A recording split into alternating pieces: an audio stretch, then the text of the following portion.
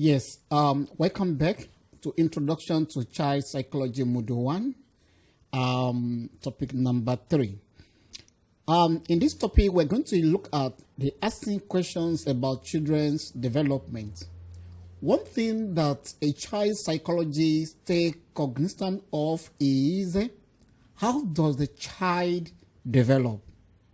What constitutes to the development of a child? Are we together? So all the theories about development, they are all guided by these key questions asking about the development of a child. There are numbers of questions that have persisted since the beginning of the child psychological research. They all focus on one key question: how does this child develop? And the child psychologists are interested in understanding how. Hello?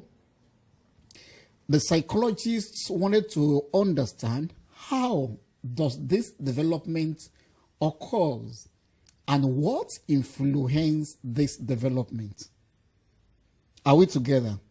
It's the same questions that you as a child psychologist will also try to ask yourself. How does a child develop? What constitutes to the development of a child? Even you as a mother, you ask yourself, how does that thing grow inside you? And after birth, can you explain to us how? That's the questions that we are interested in. And this question that will give us more details on development of a child. And that's what we know as a child psychologist. So, there are, for instance, how do young children learn about emotions? How? How do they learn how to cry? Or how to sing? Or how to dance? How do they learn about the emotions? Do they simply learn to show emotions from other people in the environment?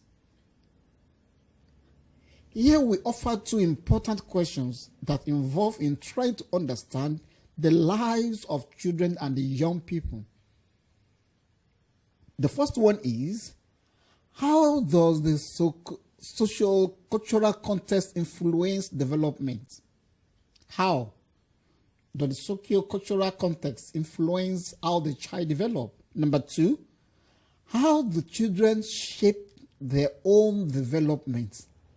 How do they learn to develop themselves? Key questions there. How does the socio-cultural context influence the development, and how do these children shape their own development? Okay, let's try to look at it. How does the socio-cultural context influence child development? Children grow up in a specific physical, social, cultural, economic, and historical circumstances.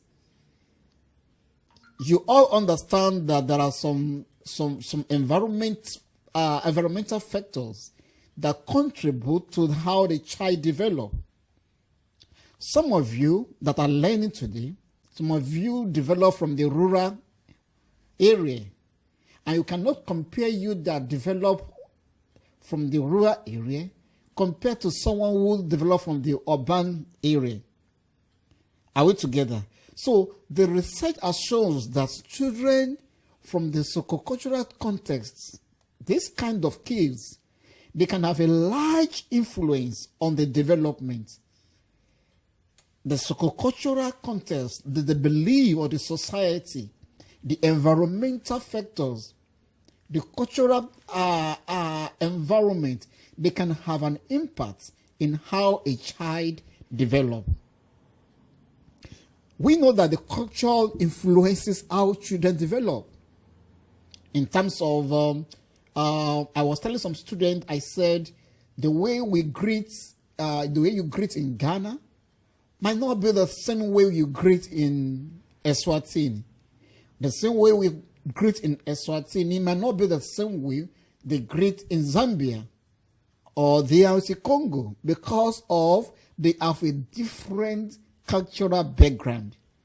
So what we believe as a psychologist is that the culture influences how the child develop across the genre of the cultures.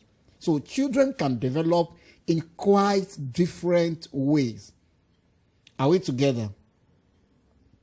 And we know that children who are deprived of care from a primary caregiver or from their parents can often experience some difficulty in the later childhood because their early attachment experiences were affected by this. Some have a bad childhood development in terms of some have a parent who doesn't look after them. Some the parents die earlier age, so they don't have that care, that love. That love is not there. So those are the things that we believe that the socio-cultural context influence how a child develops. Then we say development also, of course, involves the process of learning and improvement. Development, of course, involves what? It involves the process of learning and improvement. And children can only learn when others are there to support them, like parents, teachers, and siblings. Later on in this, maybe in the next module, we'll be looking at the impact of the parent and the teachers on the development of a child. Because there are two faculty, the parent faculty and the teacher's faculty. How those two faculties influence how the child develops. So this does not conflict with the pageant stage of theory that we've learned, but it does explain or expatiate on how some of these environmental experiences that the children receive can allow them to move on from one stage to another in line with a Vygotsky's socio-cultural approach. The question number two is, how do the children shape their own development? How? So a lot of research focuses on the external influences that for a child to shape their own development is influenced by external factors like the siblings, the environment, the people around, the elderly around them. But of course, children have a role in their own development and in selecting the sort of the environmental influences that are exposed to. Are we together? So even the newborn baby, he also selects what he or she pay attention to. So in fact, we often cry to elicit certain behavior from the adults by giving them the cue, like covering the eyes to play a pickball. Indeed, what we are trying to say is that the research proves it that the external influences or factors can shape the way the child develop. Aspects of a specific to the child, like a temperament, can also greatly influence how adults and other children interact with them.